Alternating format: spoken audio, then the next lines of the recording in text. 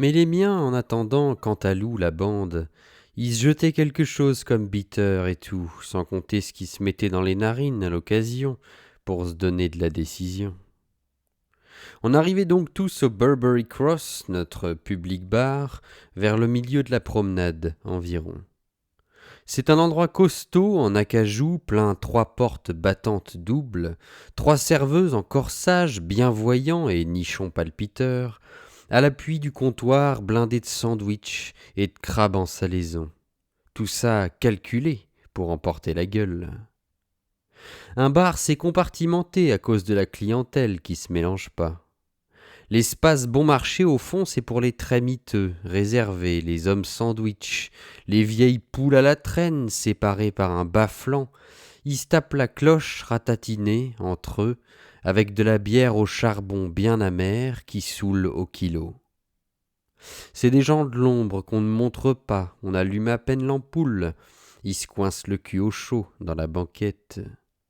Ils restent à ruminer pendant des heures dans le grand bien-être d'être, encore plus saoul que dégueulasse.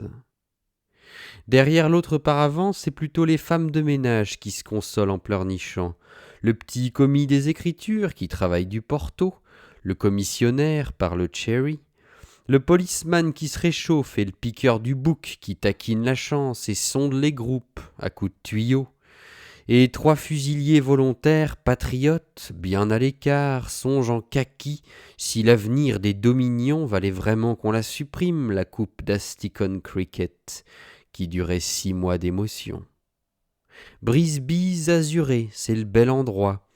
Le compartiment tout séparé des autres, chargé de fioritures, à en couler comme une frégate, englouti dans la bibine.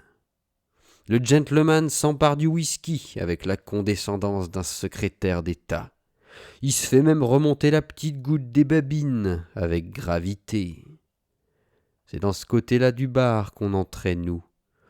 On l'entendait seulement de loin, le peuple, dans le compartiment d'à gauche, discutailler pour son compte, bourdonner en ragot, en conjecture, péniblement, longuement préparé, avec ce souci de mesure qui travaille l'anglais toujours, même encore le plus saoul, le plus déchu. Il sait plus comment disposer ses scrupules. Il en fait des espèces de mots croisés, et puis il pète sournoisement sans qu'on l'entende, en serrant les lèvres. Le français, c'est plutôt un duel qu'il cherche du moment qu'il parle, avec un moins fort que lui, si possible. Sauf Rodriguez qui cherchait un bouc débutant pour perdre encore un coup sans payer, nous on venait plutôt voir les serveuses, dire bonjour, se renseigner. On était leur émotion du soir. Dans la cloison adjacente, c'était plein de sportifs à cricket qui s'échauffaient. Eux aussi émouvaient les serveuses. Les controverses du sport, ça porte au périnée. Mais les héros récents, c'étaient ceux de la bataille des Flandres. Ils emportaient tout. Les sportifs à cricket, ils devenaient plus ou moins dégonflards dans la circonstance à pas s'engager. Ils souffraient. Mais ils installaient encore par défi. Pantalons extra-collants, casquettes toujours nouvelles en coloris, et merveilleuse disposition de cravates imprévisibles. Leur club, c'était les Malabar Rangers. Ils venaient prendre les paris pour le lendemain au Burberry Cross Bar. Ils voulaient pas de notre Rodriguez non plus, qui offrait pourtant du 12 contre 1 contre n'importe quoi. Ils se donnaient du banjo continuellement, les sportifs, dès que réunis, assis en cercle, ça les accompagnait. C'est rare si l'un ou l'autre grattait pas en sourdine, tout voilé par les cigarettes. Il ne se parlait que de performances de cricket, mais le banjo gardait le charme du fond des choses. La poésie, elle entourait l'équipe en wagon, partout, au bar, au terrain, partout là, toujours. Les Malabar Rangers, c'était des marioles au fond dans l'existence. C'était pas con leur truc de se défendre rien qu'avec une petite balle et un bout de bois, et d'être applaudi en plus, nourri et considéré par 10 000 personnes, au moins chaque samedi. De quoi être jaloux. Ils tombaient les mômes comme ils voulaient d'ailleurs, mais ils se ressentaient salement de la guerre quand même. Bientôt faudrait qu'ils rejoignent, eux aussi, mahous et musculaires de partout. Leur jour de gloire était compté, et le casse-pipe ouvert pour eux comme pour les autres. On les observait, nous autres. On se demandait qui d'eux, de nous, tiendrait le plus longtemps contre la mode nouvelle. Leurs pantalons extra-collants chaque nouvelle semaine faisaient plus démodés. À la fin, ils avaient même honte de prendre les paris. Quant à Lou avait plus de ténacité. Il a piqué Gracie l'écossaise, celle qui préparait les sandwichs, juste à la minute où elle allait se carrer avec un horse guard. 1 an au moins ça lui a pris pour la décider.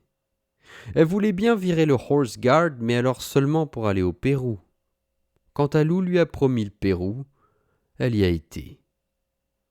L'autre, Charlotte, celle du stout en baril, avait déjà 2 enfants placés dans la banlieue sud, du côté de Wimbledon. Elle avait peur d'aller si loin.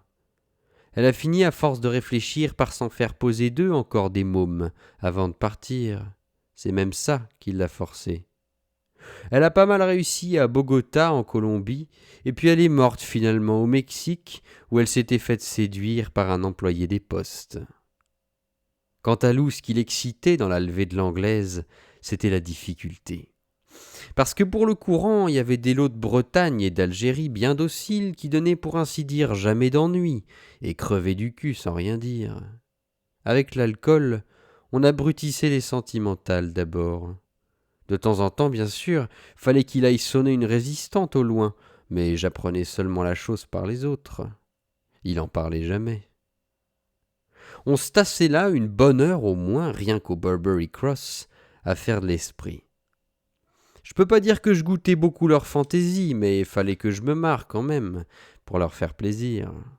Eux, ils se réjouissaient en plein.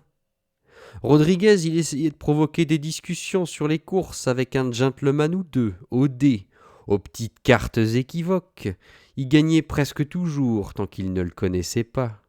S'il perdait, il leur refilait alors un petit choix de monnaie fausse. Ça n'allait plus. Quant à Lou, il aimait pas du tout qu'on s'amuse avec les faux shillings. « J'aime mieux que tu m'entends que tu gagnes toujours, Rodriguez, que de nous faire poirer au Burberry avec ton trafic à la con. T'as la manie. » Hey, ça te plaît ce que t'écoutes? Fais un petit don. Premier lien en description. Merci.